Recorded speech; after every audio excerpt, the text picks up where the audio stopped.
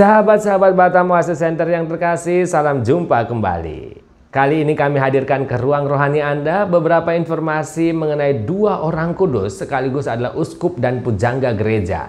Mereka adalah Santo Basilius Agung dan Santo Gregorius dari Nazianze.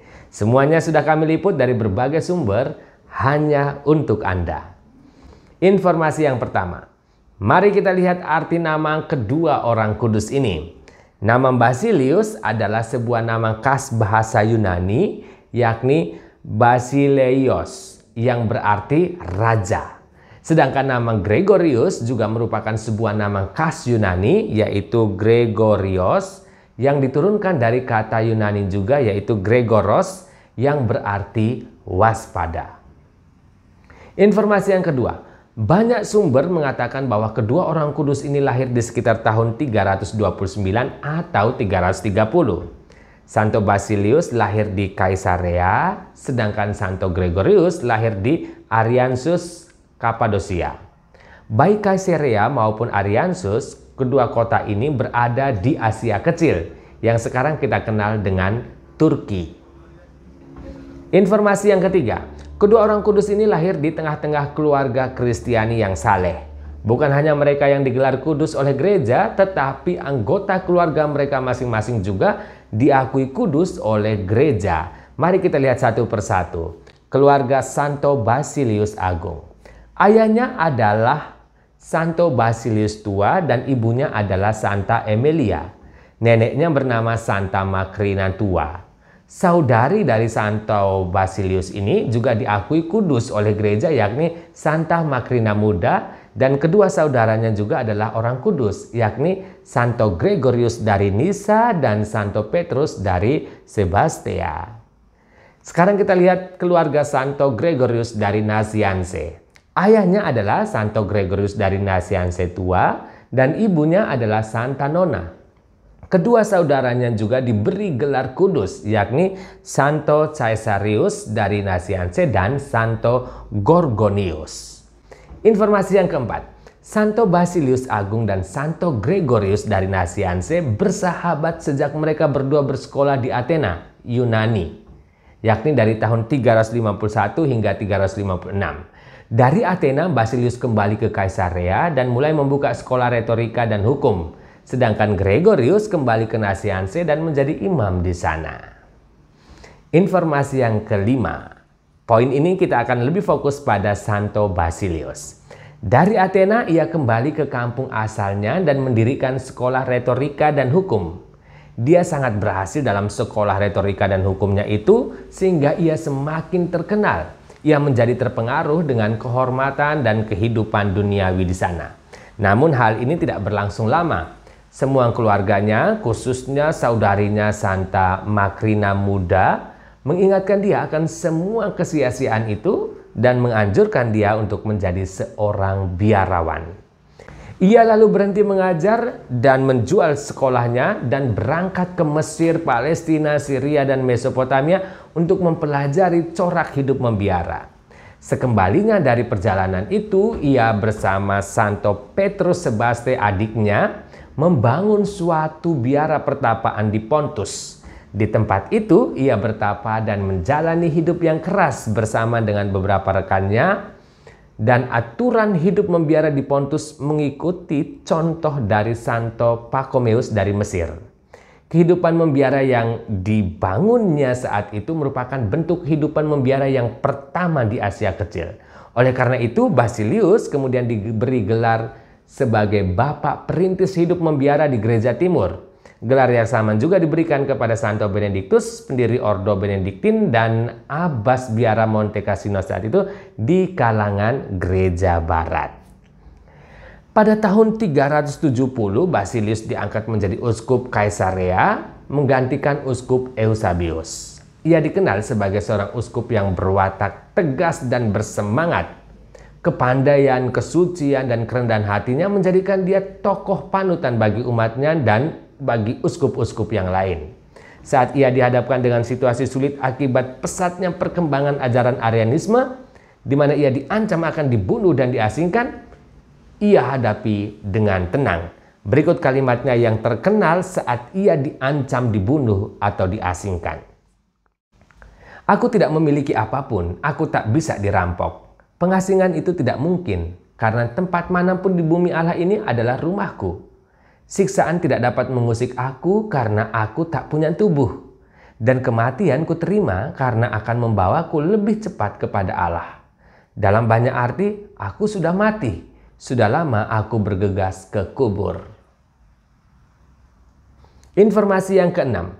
Poin ini kita lebih fokus pada Santo Gregorius dari Nazianze. Setelah sekolah di Athena, Yunani, Gregorius kembali ke Nazianze dan menjadi imam di sana. Ia berhasil menyadarkan ayahnya yang sudah terpengaruh ajaran sesat. Ia kemudian ditabiskan sebagai uskup di Sasima oleh Santo Basilius Agung yang saat itu sudah menjadi uskup di Kaisarea. Tidak lama kemudian ia meninggalkan keuskupan Sasima tadi, dan kembali ke Nazianze untuk membantu ayahnya menjalankan tugas sebagai uskup koadjutor di Nazianze. Mereka mencegah ajaran sesat Arianisme yang terjadi di keuskupannya saat itu dan membawa kembali para pengikut ajaran sesat ini kembali ke jalan yang benar.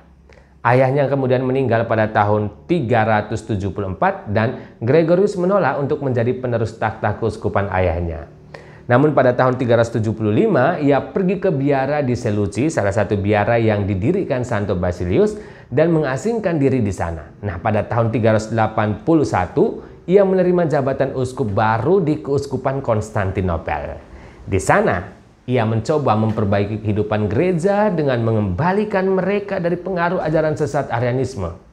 Gregorius kemudian memulai karyanya sebagai uskup dengan membangun sebuah gereja darurat.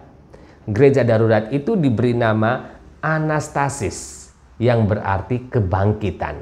Kaum Arian yang menentangnya dihadapinya dengan tenang dan sabar. Kepada umat ia selalu berkata, kita harus menghadapi mereka dengan budi bahasa yang manis dan kesabaran yang tinggi agar kita bisa mengalahkan mereka. Informasi yang ketujuh. Santo Basilius Agung dan Santo Gregorius dari Nazianze adalah dua orang kudus yang bersahabat. Basilius Agung yang awalnya terkenal dengan kepiawaiannya dalam berorasi, kemudian mencintai hidup tenang dalam biara, tetapi akhirnya tampil sebagai seorang uskup yang teguh hati dan saleh. Dengan segala upaya ia tampil memperjuangkan ajaran Konsili Nisea yang menegaskan bahwa Yesus adalah Tuhan di tengah hantaman ajaran sesat Arianisme yang mengingkari Yesus sebagai seorang anak Allah. Ia memperhatikan orang-orang miskin dengan mendirikan rumah sakit bagi mereka yang miskin dan mengajak sesama orang miskin untuk saling berbagi. Berikut kata-katanya yang terkenal, berikanlah makanan terakhirmu kepada pengemis yang mengetuk pintumu dan percayalah akan belas kasihan Tuhan.